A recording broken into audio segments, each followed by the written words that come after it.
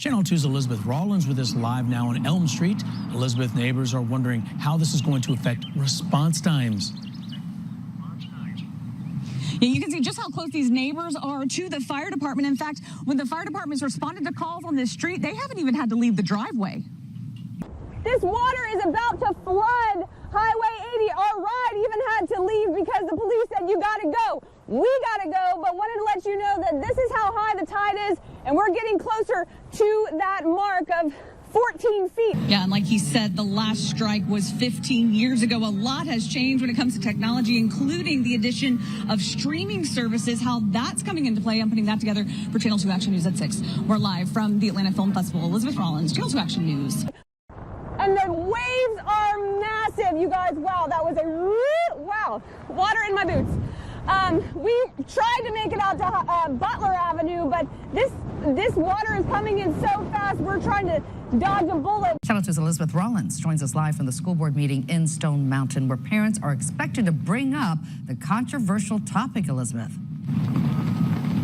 Yeah, guys, in fact, board members are actually meeting just inside those doors as we speak. They are not slated to bring up the superintendent or the selection process, but the topic could still come up.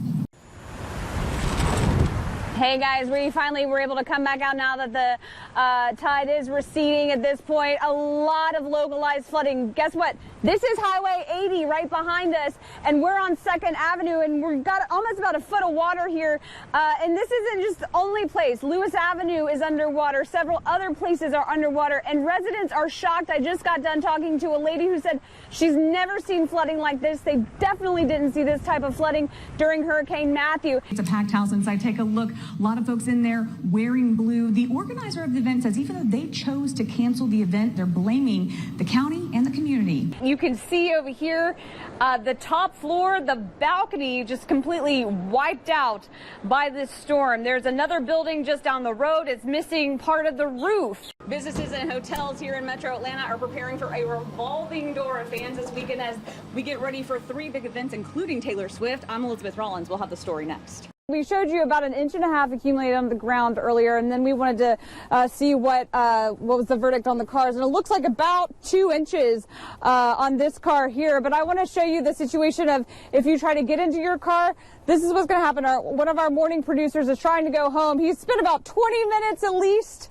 just trying to defrost his car. Henry County Fire Station has been shut down until further notice because of safety concerns. Officials say station number 5 in Hampton has structural issues and is no longer safe to respond to calls from that location. This is a structural concern that we have with that building, and we're looking into how we can make those repairs. According to county officials, Station 5 is one of their older stations, housing 2 trucks and at least 5 first responders at all times. But officials say the condition of the building has become a threat to the health and well-being of crews. The signage just went up today because I was walking yesterday. They weren't here. The empty building is now surrounded by signs letting neighbors know that the crews will be temporarily dispatching from their fire station number 15, which is about a 10-minute drive for folks in the neighborhood. It says that they moved to Mount Carmel Road. Okay. And how far is that from here?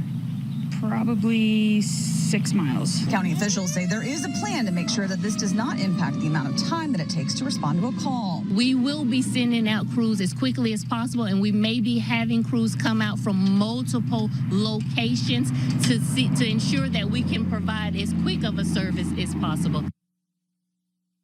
Organizers say they had no choice but to cancel what they call a family-friendly drag show. It was scheduled to be held at a Forsyth County venue this weekend, but organizers say they received threats and hateful messages accusing them of promoting child abuse. About mid-March is when things really started to get intense. I started getting emails, people asking me to not come. They don't want a show like this here.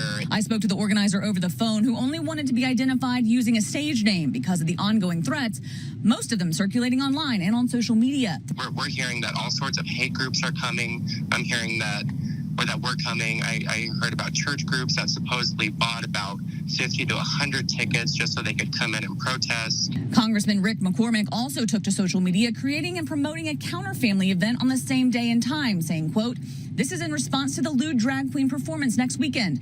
A local activist group is now speaking up and rallying for change." Do you think that is what kind of really contributed to, that pressure to cancel? So actually, I don't think that was that. I think it was the threat of violence. The The organizers say they've held multiple family drag events at locations around the county in the past, but this is the first time they've faced any backlash from the community. I think the organizer did the right thing on this as he had to cancel this time, just because of the outrage and the ability that the other side was able to take this narrative and make it into something that it wasn't.